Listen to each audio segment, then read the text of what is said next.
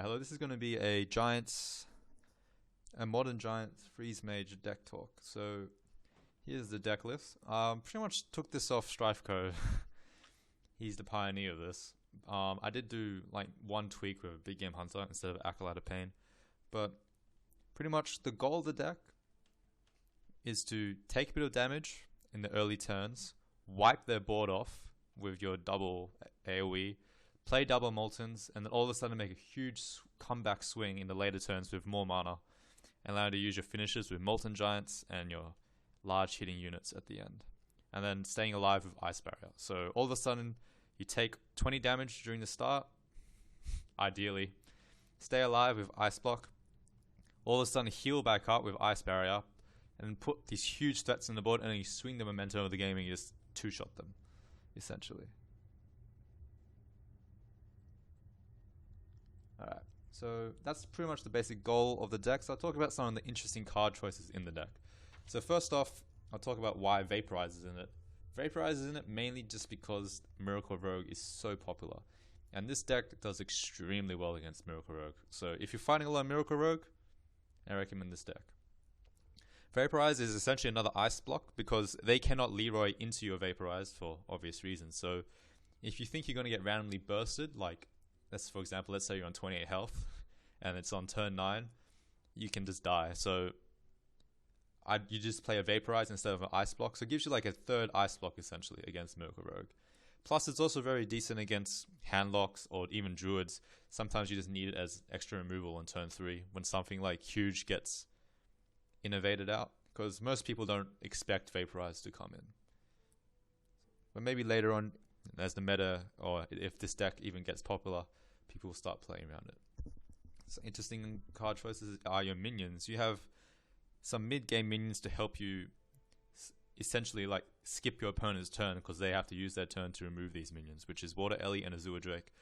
Both these are extremely good units by themselves. Azure Drake is essentially like another card draw and helps you with spell power sometimes. Rarely though. Water Elemental, extremely scary. Everyone will try to remove this, especially like warriors. Helps you out so much in the matchup. With 6 health, makes it so that I usually have to use their whole turn to remove it. So this is why this card is in there to help you stay alive, because that's your goal in the deck. As soon as you get to late game, you have a scary ass late game. So this deck uses double Blizzard and double Flame Strike. Mainly because, again, the goal of the deck, you want to stay alive to these later turns and then clear the board. So you want to clear the board usually multiple times. This helps, sync the deck. If you notice, the deck is actually very, very streamlined. There's 2 worlds of nearly everything. Other interesting cards are the one Big Game Hunter and one Polymorph. Big Game Hunter is only in there just to deal with Ragnaros. When I was playing the deck, one of the problems I found is like in the control matchup, all of a sudden they would play Ragnaros, and then you'd be screwed. So Big Game Hunter is only there just to deal with Ragnaros. Same with the Polymorph, just to deal with Ragnaros. Because Ragnaros comes out, you want to be able to get rid of it because it's the only card that you can't really just freeze with Blizzard or just wipe out easily with Flame Strike.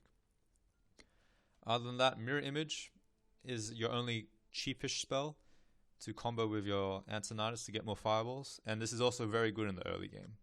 So this deck does extremely well against Zoo and Miracle Rogue, which is one of the 2 most popular decks currently. It also does really well against Druid, which is also another popular deck. It doesn't do as well against Warrior, but Warrior is definitely beatable. You just don't have as big of an edge as you do in other matchups. So finally, I'm going to talk about a general mulliganing guide. Your general mulliganing guide is just to get Frostbolt and Water Elemental. These are the 2 main things you want to look for pretty much in all the matchups, is Frostbolt and Water Elemental. Frostbolt is pretty much always used as removal or just to help you stall a turn. So don't really worry too much about trying to go for face, as you notice the deck doesn't use Ice Lance. You don't need it. With Alexstrasza, Pyroblast, and your Giants, you have plenty of damage. So Frostbolt is pretty much only used for removal, and Water Element means that you can always play a turn 4. The other cards, depending on the matchup, sometimes Arcane Intellect is useful. I won't be able to go through every single matchup, but just as a general mulliganing guide, Frostbolt and Water Elemental is what you want.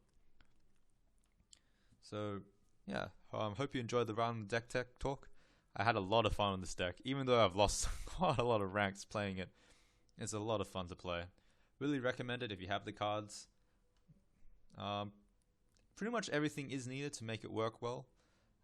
So if you do have the cards, I recommend you give it a go. Hope you guys enjoyed it, and I'll see you guys